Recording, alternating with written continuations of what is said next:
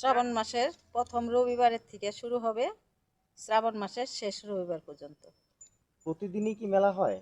না, প্রতি রবিবার সপ্তাহে 4 সপ্তাহ হয়, 5 সপ্তাহ হয় রবিবার করে।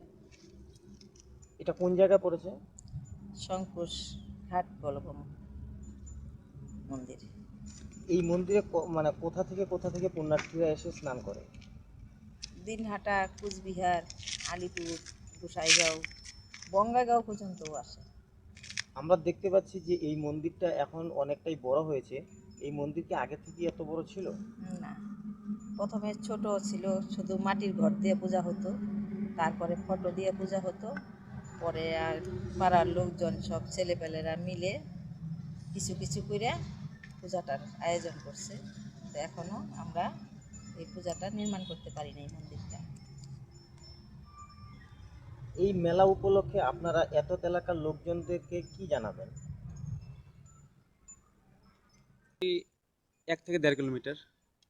আচ্ছা, আসাম থেকেও কি এখানে পুণ্যার্থীরা আসে স্নান টান করার জন্য? হ্যাঁ, আসে। আসামের এদিক কত দূর দূর থেকে আসে? এদিকে মোটামুটি ধরো বঙ্গাইগাঁও থেকেও, বঙ্গাইগাঁও, কচুগাঁও, গোসাইগাঁও এইসব জায়গাতে বিভিন্ন জায়গা থেকে আসে। তামাহাট, ধুবড়ি থেকেও আসে, গোয়ালপাড়া থেকেও আসে। আপনার পরিচয়? আমার পরিচয়, আমার নাম গৌতম অধিকারী।